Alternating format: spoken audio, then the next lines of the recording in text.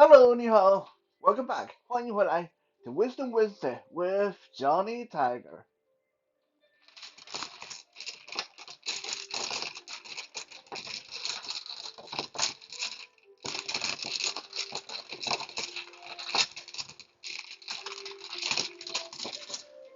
Now, if you're a Chinese person, then it's almost guaranteed that you recognize that sound immediately.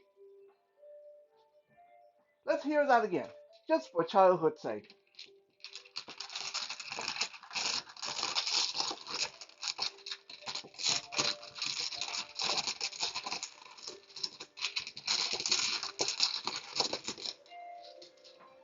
Yes, that is the sound of people playing Mahjong.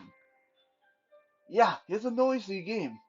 I remember when I was a child, uh, sometimes I would be trying to get some sleep, and then my mom or my aunties or my uncles or their friends would be in the living room having a mahjong game going on, and you can barely sleep through that. But before we get into that, today's date is October 26, 2022, and yes, we are going to talk about mahjong. Even though personally I have to admit this, despite me knowing how to do almost everything, I do not play Mahjong. Yeah, shocking, isn't it? I'm Chinese and I don't even play Mahjong. Um, when I was little, my parents really tried to get me to play Mahjong because, especially my dad's idea was since I have such a good sense of touch, when I play Mahjong, I would be unbeatable because I wouldn't have to look at what tile I'm getting. I can just feel, and I would be able to get the tiles I want all the time just by feel. Unfortunately, probably because he said that, I kind of didn't want to learn how to play it because to me that just sounds like I have an unfair advantage and totally killed it for me. I didn't want to learn how to play it after that.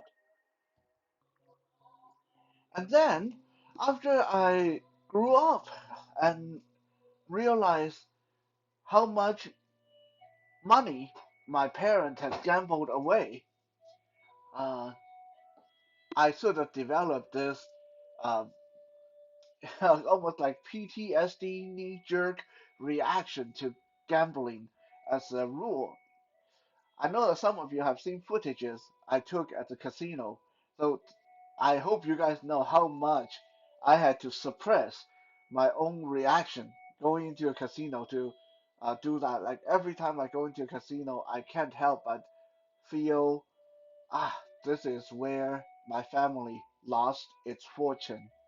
This is why I have to rent a lousy little basement suite right now rather than having a house of my own.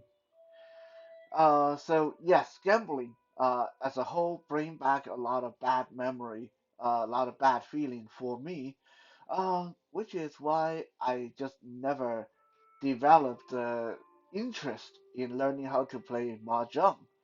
Um, I know how to play chess. I know how to play checker, like games that don't require uh like gambling, games that gambling is not a part of. That I'm pretty okay with. But anytime you get into like a gambling related game like dice games, card game, mahjong, stuff like that, then almost instantly it's going to turn me off and bring back a whole lot of negative feeling. Um, Despite my own misgiving about mahjong and games like it is a very integral part of Chinese culture.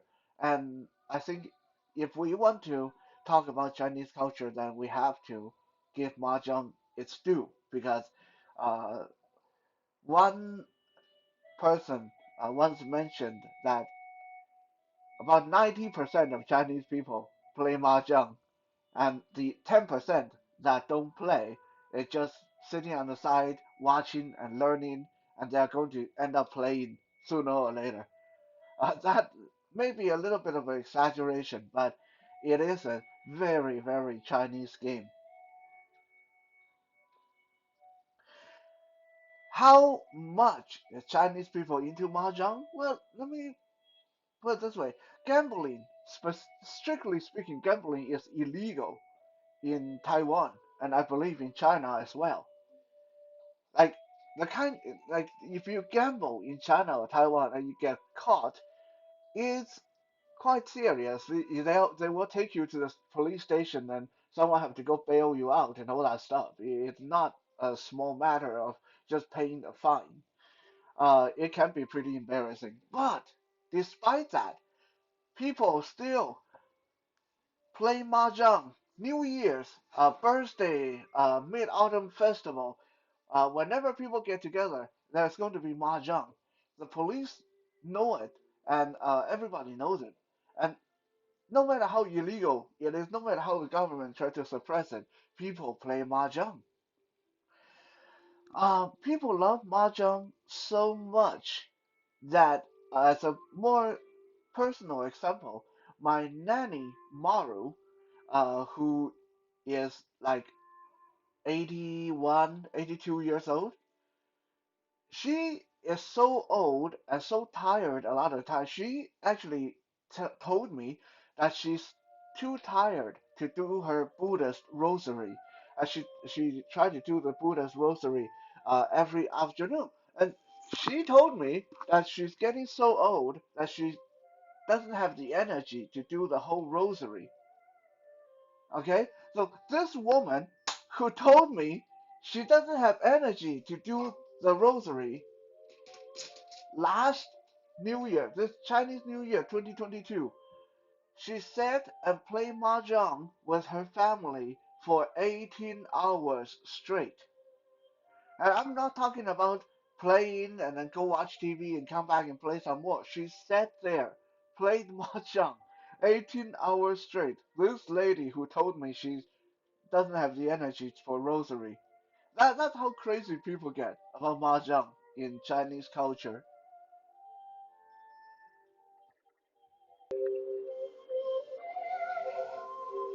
Once upon a time, uh, there was a very famous writer, author in China. Let me put it in perspective. This guy was, to Chinese people, what is the equivalent of someone like Anne Rice or Stephen King or Danielle Steele, those famous, popular Western authors that a lot of people love and read. The kind of the kind of guy, the kind of author that they can probably publish their laundry list or grocery list and people are going to buy it. This was a guy like that. And he was so into playing Mahjong that he developed a very unique skill. While he was spending 18, 20 hours on the Mahjong table every day, he was writing his book. So with one hand, he's writing his newest draft, and with the other hand, he's playing mahjong. That's how this guy was managing in being able to deal with his mahjong addiction and still get work done.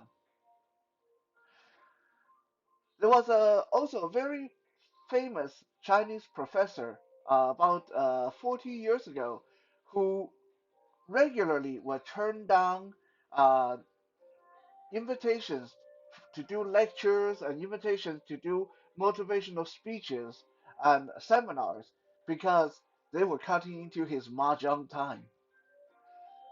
In fact, this professor was so into mahjong that he went out of his way to make sure that the game could go on. Some of you who don't know the game of Mahjong need to know that most of the time Mahjong require four people. You need to have four people. Uh, this is why a lot of time, if you are getting together with friends and in Chinese culture, uh, if you have four people, and then you get a mahjong game going, you don't want to be the person to leave.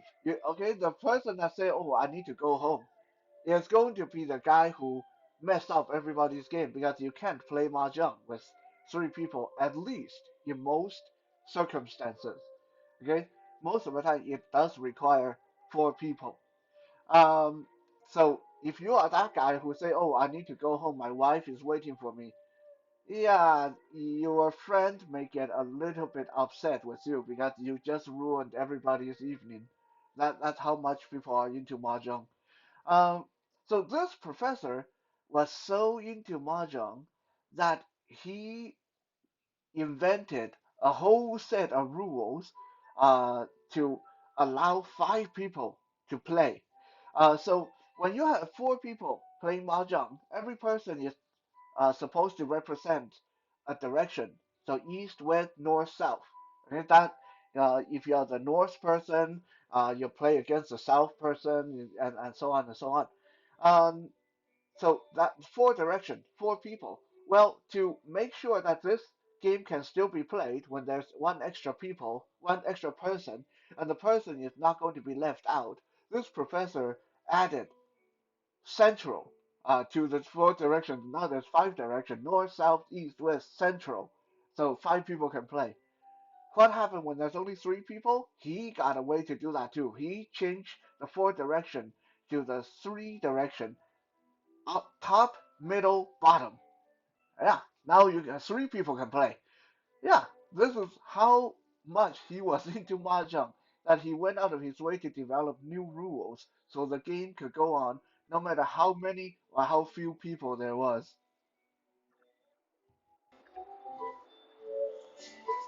Nowadays, most of the mahjong tiles are just synthetic material like either plastic or acrylic or something equivalent to that. 30, 40 years ago, uh, when there wasn't as much animal rights and stuff like that, mahjong tiles were mostly made of ivory and animal bones and the horns of animals as that kind of material. When I was little, my dad had a mahjong set that was carved from ivory, and that set was said to just the set alone was worth thousands of US dollar, probably more actually.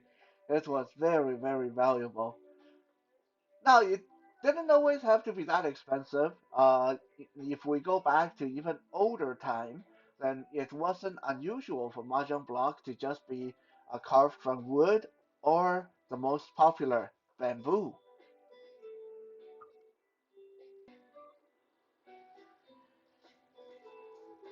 In the Mahjong set, there's 144 tiles. That's a modern Mahjong. Once upon a time, it was only 136, and probably fewer before that. Um, and sort of like your poker and your regular card game.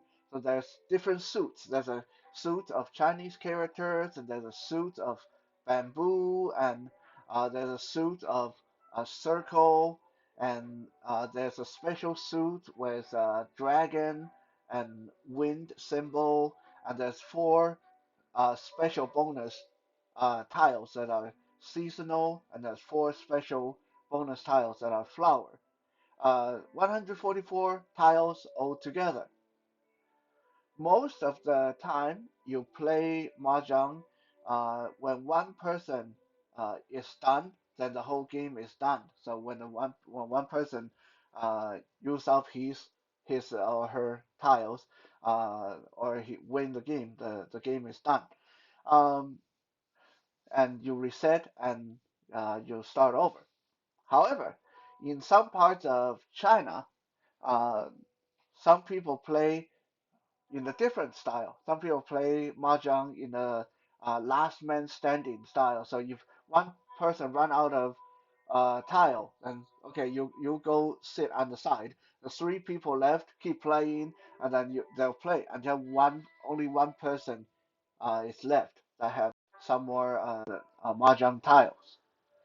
Mahjong is very, very flexible. It's one of those games, again, very similar to your regular playing card. That how you want to play it, what kind of rule you want to uh, come up with, as long as everybody is on the same page, as long as everybody agree to the same set of rule, it's very flexible. You can change it up and invent new rules and uh, how whether you want to make a two-person game, three-person game, four-people game, five-people game, uh, whether you want to uh, play a game of whose tile is has bigger number or which combination is better than which combination. There's so many variations you can do with mahjong that it's one of the most complex games Chinese people have ever invented and still around today.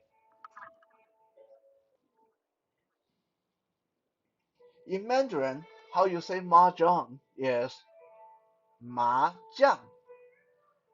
Yeah, you guys, you guys think mahjong was a special English word? No, it's just a word taken from its actual Chinese pronunciation, mahjong. To play mahjong, you will say to 打麻将打麻将. So that has a really weird kind of translation means to hit mahjong, 打麻将. Uh, but um, in Chinese language, when you are doing something that require a lot of effort, a lot of energy, and some kind of sport. For example, when they play ball, they say 打球. They don't say 玩球. Technically, if you are playing ball, you should say 玩球. But Chinese people they don't play, they don't 玩, they do 打球, means to throw the ball, to hit the ball, to use effort to maneuver the ball. uh, when they don't play the drum, they don't 玩鼓, they 打鼓, they hit the drum. When you're playing the drum, they hit the drum, 打鼓. Uh, yeah, when they're playing card, very often they don't say 玩牌, playing card, they say 打牌. 打牌 means to uh, put effort in to throw the card, to toss the card, to 打 is a verb in Chinese language that encompasses a very energetic interaction. Some people say it just means hit, but no, it encompasses hit, throw, toss, wrestle, uh, uh, bump, jostle, all kind of energetic interaction. So it's used very often in playing games. Again, in Chinese culture, when you say uh, playing game, some people say 打游戏, hit the game rather than 玩游戏, which should be play the game. So 打 is a word that you will encounter a lot in Chinese culture when they're talking about playing something or uh, performing something. In some other part of China, 打麻将 will also be said as 搓麻将. 搓 is a very interesting Chinese word too. It's pronounced 搓 like CHWO. 搓, 搓麻将. 搓 is a action we do with your hand. You're rubbing, you're rubbing something. You're 搓. We are manipulating something with your hand. So when I say 搓麻将, it's very uh, relevant to how when people are playing mahjong, they do a lot of this shuffling the tiles with their hand. That is a action of 搓麻将. So some part of China they will say when they want to play mahjong, they will say 搓麻将.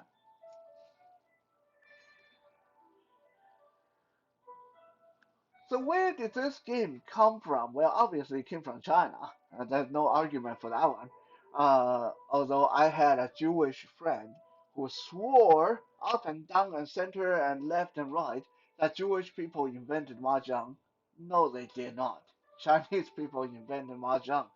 Uh, During the Second World War, when Hitler was well, doing his thing, committing atrocities, a lot of Jewish people were leaving Europe and trying to run to other part of the escape to other part of the world. At that time, one of the ports that would take all Jewish newcomers, one of the places that if you were Jewish refugee, you could come, no question asked, nothing needed, was Shanghai, the port of Shanghai in China. Yeah, that was a long way to go from Europe, I know, but it's sometimes it's a better a port in the storm is better than no port at all, even though it's quite far away. Not to mention, like I said, no question asked. It doesn't matter if you had a criminal history, doesn't matter if you had the right document. If you were Jewish and you came from Europe, you're welcome in China, in Shanghai. They will take you in during that time. That's how friendly they were. Uh, well, I just made it sound like they were doing it out of the goodness of their heart, but honestly, a lot of the reason was Chinese people at that time knew how rich some Jewish refugees were, how a lot of them were escaping with a lot of wealth. So, and they wanted those wealth to come into China. That was one of the big reasons. Um, so a lot of Jewish people ended up in China, and that's how the Jewish religion ended up kind of popular with some Chinese people as well. And that's how the game of Mahjong got popularized in Jewish culture. So no, Jewish people did not invent Mahjong. There's three different origins of Mahjong. No one's really know for sure which one is true, but I'm going to lay it out for you guys so you guys can make up your own mind. The first version is about 4,000 years ago. There was a province in China. Well, not really a province back then, just township in China that was being plagued by sparrows. Whenever the farmers would plant seeds, the sparrows would come in big swarms and take the seed, take the crop, and nothing could grow because these sparrows were so many. There were so many sparrows. So to solve that problem, the king put out a bounty for sparrow hunters. Anyone who had skills in hunting, catching, killing sparrows could register, and depending on how many sparrows you capture or kill, you can get paid. Obviously, you have to bring the corpses in. You can't just like come in and say I killed 2 million sparrows. You have to bring them in. But bring them alive or dead didn't matter. As long as you can show proof that you killed sparrows, you get paid.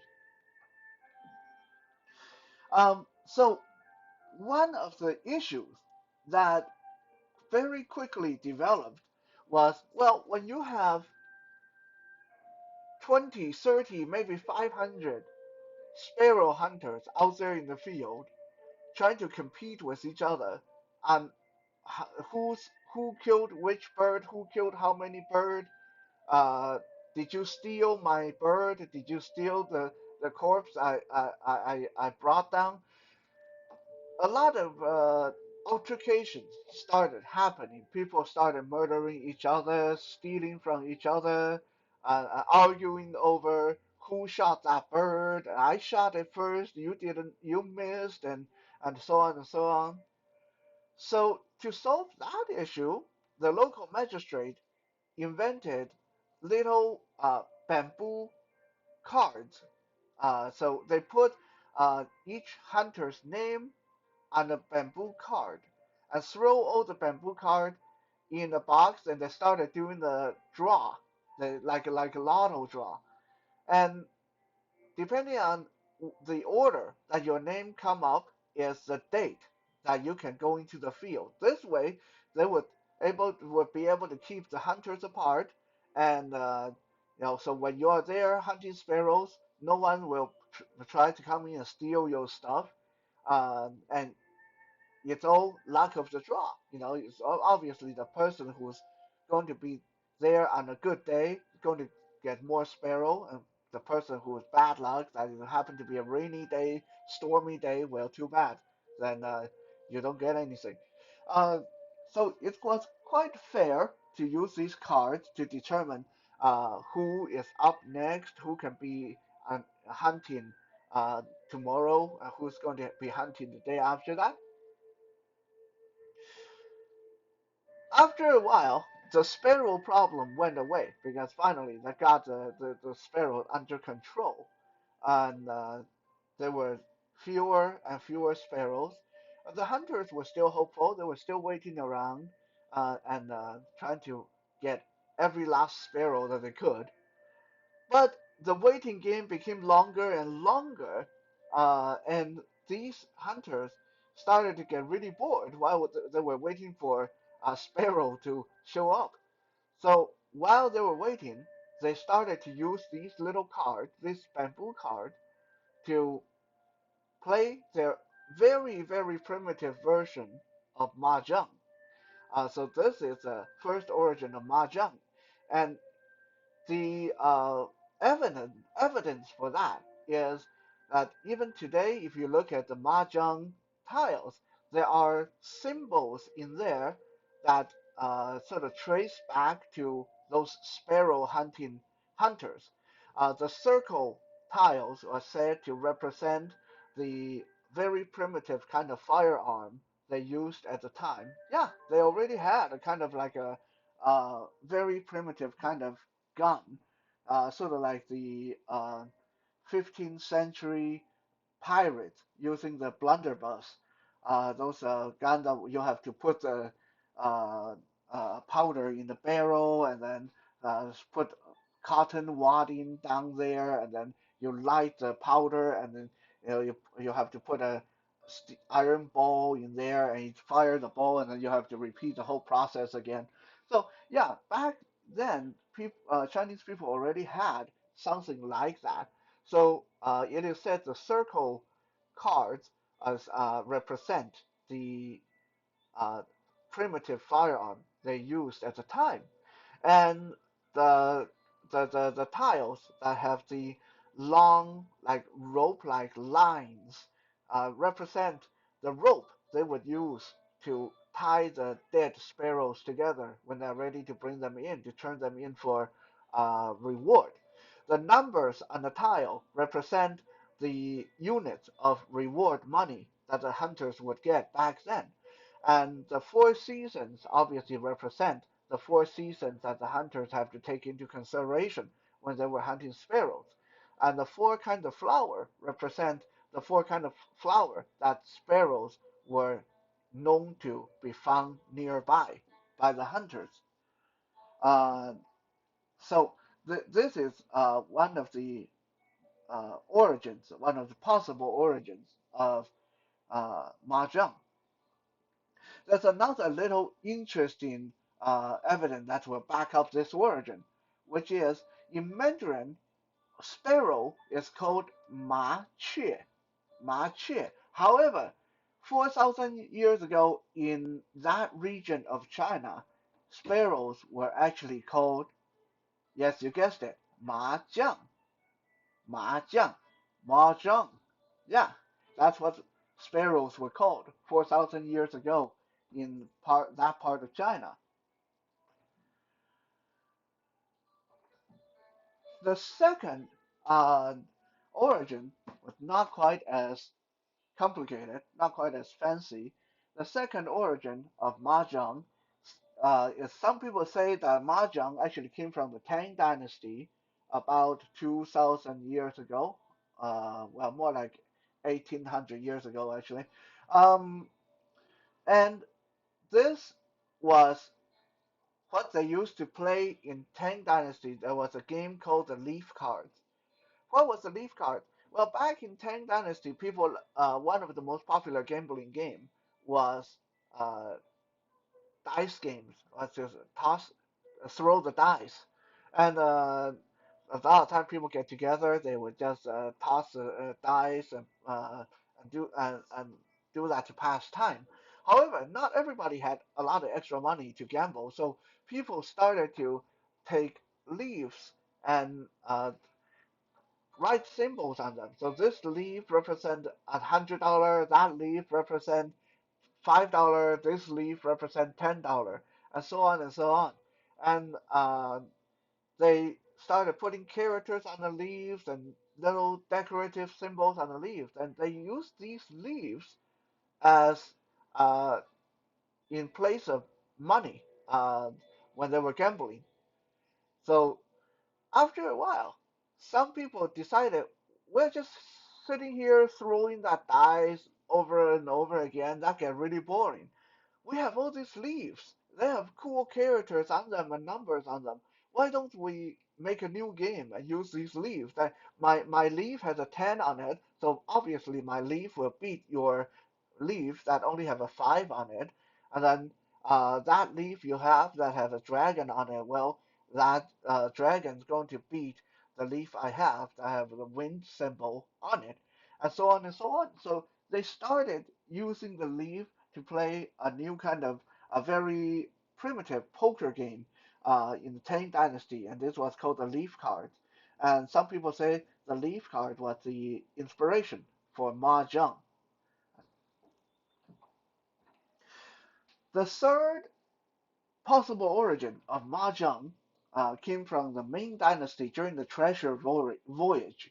What was the Treasure Voyage? During the Ming Dynasty, around 1404 to 1430, uh, a big armada of ships and military force left China to go explore what is the sort of the south and west of China at the time. The goal was to establish new trade routes and new territories. This armada was called the Treasure Armada, and the Treasure Armada left China on their exploration 7 times in total. uh, they went as far as Eastern Africa on some of their voyages. That's really far from China. That's quite impressive. The treasure voyage consists of over 10,000, that's close to 20,000 of China's best sailors and military personnel, and it was led by a eunuch by the name of Zhang He. Zhang He was highly trusted by the emperor at the time, and he was even gifted some blank scrolls with the emperor's seal on it. Uh, this is really big deal. Okay, like if you were given blank scrolls with the emperor's seal on it, that means the emperor trusted you so much that basically he gave you a blank check. Like you can write whatever you want on it. So uh, basically you can give any command, any order in the name of the emperor with these blank scrolls with the emperor's seal on them. So Zhang He was a very highly valued commanding officer, even though he was a eunuch. During the first voyage, Zhang He started to see a problem with the whole idea of the armada. He realized that they were going to be at sea for a long time, and there were days when they couldn't get anywhere. There were storms and bad weather. Sometimes there's no wind whatsoever, so the sails just hang there limply, and the boat just sit there in the water. There were there was 10, 20,000 people sitting in the middle of the ocean with nothing to do. So people started picking fights. A lot of fights started breaking out on these ships over food, over little infringements, who insulted who said something about whose mom, who took a little bit too long in the bathroom, and so on and so on and so on. You know how it's like a schoolyard. You know, when children get bored, they start pick fights and stuff like that. Well, apparently sailors and soldiers did that too. And this was getting really bad. So Zhang He decided we need to do something about this. If he didn't get this under control, he knew that he was going to run into issues very quickly with mutinies, and people was going to try to uh, commit crimes and take over control and all that stuff.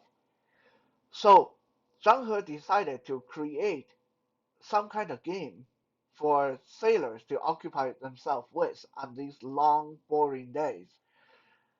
A few of the conditions that he wanted to include in his game is one, this game has to be played by multiple people because playing games together would uh, boost the bond between soldiers and sailors and colleagues. It would be a way to uh, build stronger bonds and get them to be more friendly to each other. So it have to be a multi person game.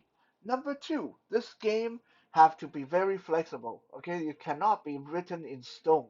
This game have to be so complex that the rule can be open to different adjustments and changes depending on which group of people is playing. This way, people are not always going to be arguing about who broke the rule and stuff like that. As long as everyone agree on a set of new rules, then have at it, have fun. Number three, this game have to have the potential of lasting for a long time. Because yeah, it doesn't it's obviously not going to do anything if they play for 5 minutes and then the game is over. And then now they're going back and being bored and start fighting again. So this has to be a game that is fun and can last for hours. Now, obviously, when they were traveling, they had a lot of supply. One of the things that they had in abundance on the ship was bamboo.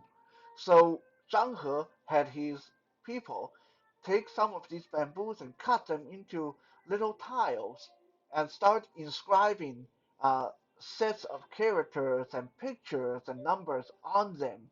And that in the end, he created 136 tiles, and that was the original Mahjong, 136 tiles, and was a game made for multiple people to be able to entertain themselves for quite a long time. Again, if you look at the tiles today, uh, some of these tiles do reflect a bit of the sailor lifestyle. The circle tile is said to represent the buckets they need for fresh water on the ship. The long lines on the tiles represent the bamboo or the rope they use on the ship to drop anchor or to set sail. And obviously, the direction east, west, north, south represent the importance, and you need to know which way the wind is blowing while you're sailing, and so on and so on. In the end, Mahjong has been part of Chinese culture for such a long time, no one can really say for sure which one of these origins was true, or maybe there's truth in all of them. But in the end, it makes some interesting stories, and I hope that today's episode have been entertaining for you guys, even if you don't play Mahjong. And if you do play Mahjong, then this will give you some little trivia. Next time you're sitting down for a game of Mahjong, you can entertain your friends with. Thank you for checking out today's Wisdom Wednesday. We'll be back tomorrow for some Toy Thursday with Johnny Tiger.